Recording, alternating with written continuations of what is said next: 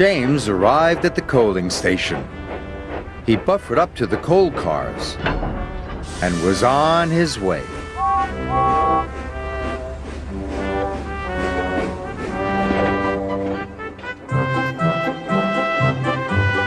James was looking forward to delivering his coal.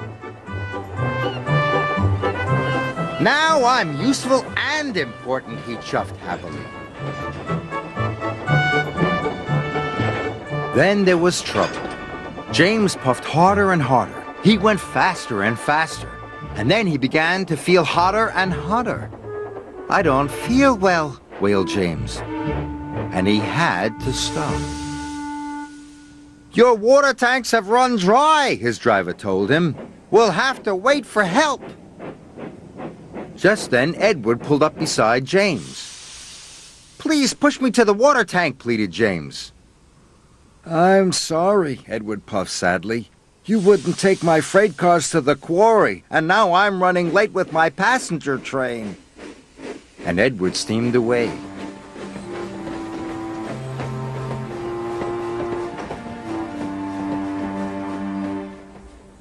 Edward stopped and told the signalman all about James.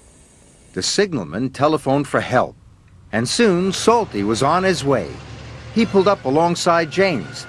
Why didn't you fill up with water this morning, matey? James told him about the line at the water tank. I've heard you were too busy to help Edward too, said Salty.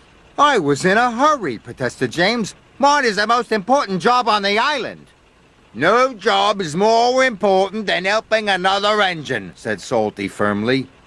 And deep down in his boiler, James knew Salty was right. Thanks to Salty, James's water tank was soon filled and he was well on his way. He knew he had to make up for lost time. Then James saw Diesel up ahead. He had broken down and looked unhappy. James wanted to tease him, but then he remembered what Salty had said. No job is more important than helping another engine, he said to himself. And even Diesel is an engine. Come on, Diesel. I'll push you back to the sheds.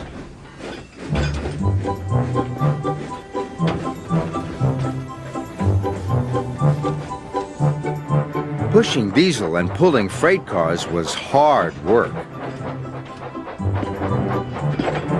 At last, James got Diesel to the repair yard, but he still had to deliver his coal.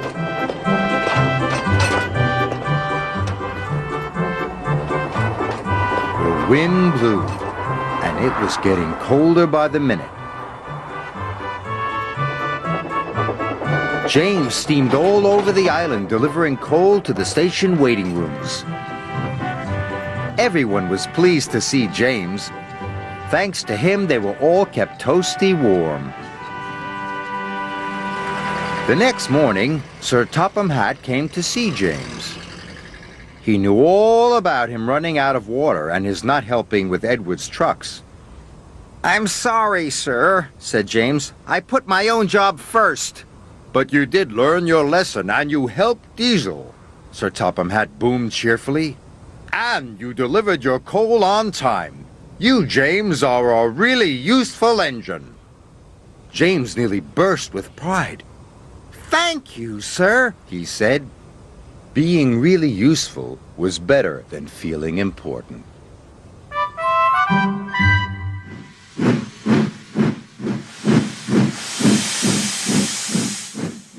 Henry is ready to leave the station.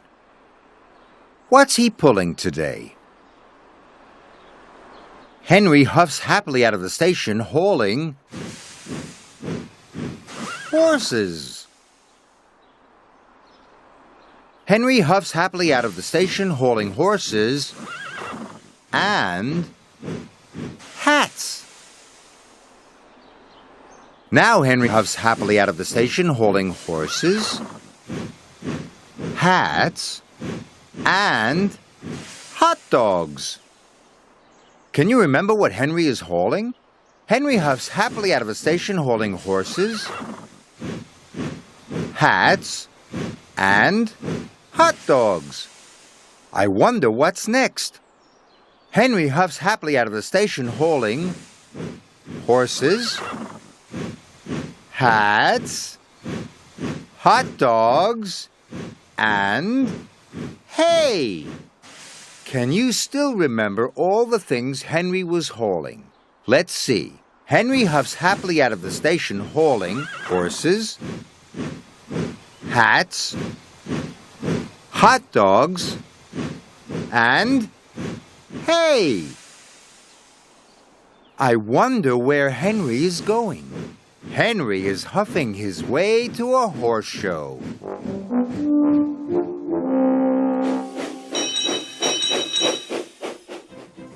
It was an exciting day on the island of Sodor. "Good morning," called Harold.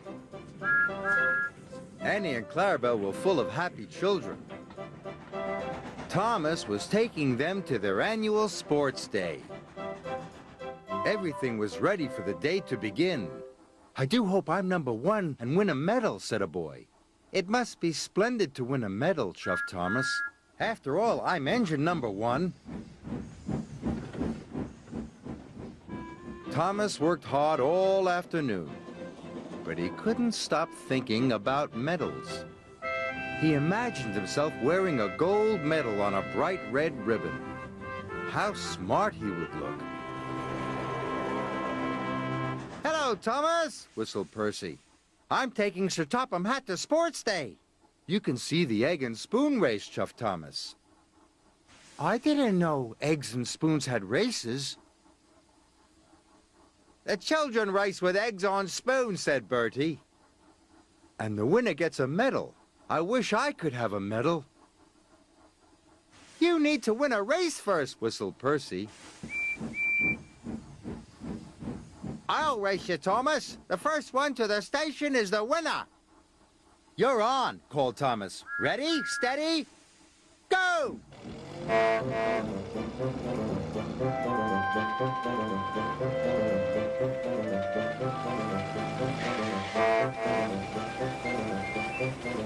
"Better hurry, Bertie," peeped Thomas.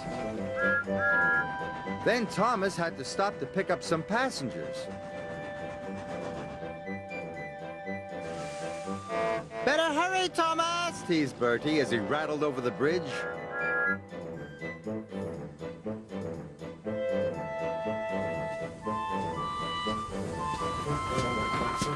Then Bertie had to stop at a level crossing. "Last one there puffs hot air," called Thomas.